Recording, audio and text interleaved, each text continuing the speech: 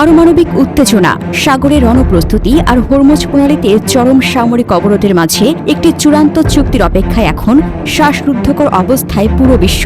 মধ্যপ্রাচ্যের সংঘাতপূর্ণ ভূ রাজনীতিতে হঠাৎ করে শুরু হয়েছে নতুন মেরুকরণের হিসাব নিকাশ। যুক্তরাষ্ট্রের শীর্ষ পর্যায়ের মধ্যস্থতাকারীদের একটি বিশেষ প্রতিনিধি দল যখন শান্তি আলোচনার উদ্দেশ্যে পাকিস্তানের রাজধানী ইসলামাবাদে পৌঁছানোর প্রস্তুতি নিচ্ছে, ঠিক তখনই তেহরান থেকে ভেসে আসছে চরম আপোষহীন বার্তা।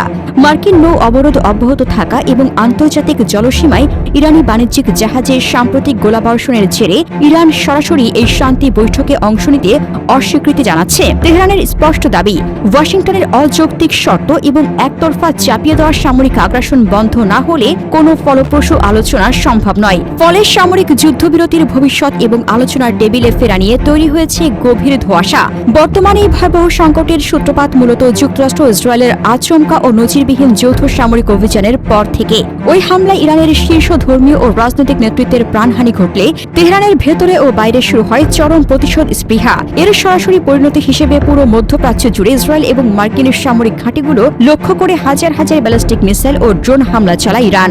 দশকের পর দশক ধরে চলা ছায়া যুদ্ধ মুহূর্তের মধ্যেই রূপ নেয় ভয়াবহ ও সরাসরি রণক্ষেত্রে। পরমাণু কর্মসূচির নিয়ন্ত্রণ এবং আধিপত্য বিস্তারের লড়াই এই অঞ্চলকে ঠেলে দিচ্ছে ধ্বংসের দ্বার প্রান্তে। রণক্ষেত্রে এখন আর কেবল অস্ত্রের ঝনঝনানি নয়, চলছে পাল্টাপাল্টি অর্থনৈতিক ও কৌশলগত গলা টিপে ধরার লড়াই।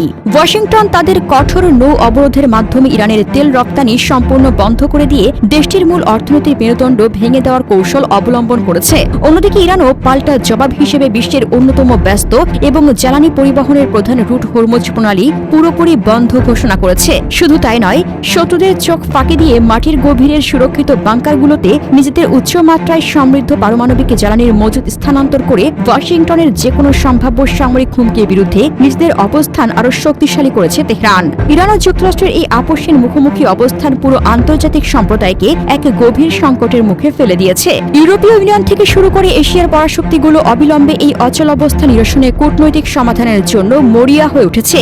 একই সাথে মধ্যপ্রাচ্যের অন্যান্য মিত্র এবং প্রতিবেশী আরব রাষ্ট্রগুলো এই সংঘাতের আঞ্চলিক বিস্তারের আশঙ্কায় নিজেদের সীমানার নিরাপত্তা নিয়ে চরম আতঙ্কে দিন পার করছে। ইসলামাবাদের এই শেষ মুহূর্তের কূটনৈতিক প্রচেষ্টা যদি পুরোপুরি ব্যর্থ হয়, তবে বিশ্বকে এক ভয়াবহ ভবিষ্যতের জন্য প্রস্তুত হতে হবে।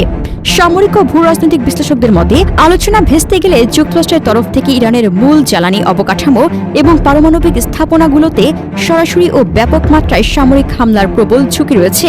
এর বিপরীতে ইরান যদি নিজেদের অস্তিত্ব রক্ষায় পারমাণবিক অস্ত্র তৈরির চূড়ান্ত ধাপে পা রাখার সিদ্ধান্ত নেয়, তবে তা কেবল মধ্যপ্রাচ্যের মানচিত্রই বদলাবে না, বরং পুরো বিশ্বকে এক বিপর্যয়কর ও দীর্ঘস্থায়ী সংঘাতের দিকে টেনে নিয়ে যাবে। হাসনাতুজ্জাহান হিমু, আন্তর্জাতিক ডেস্ক।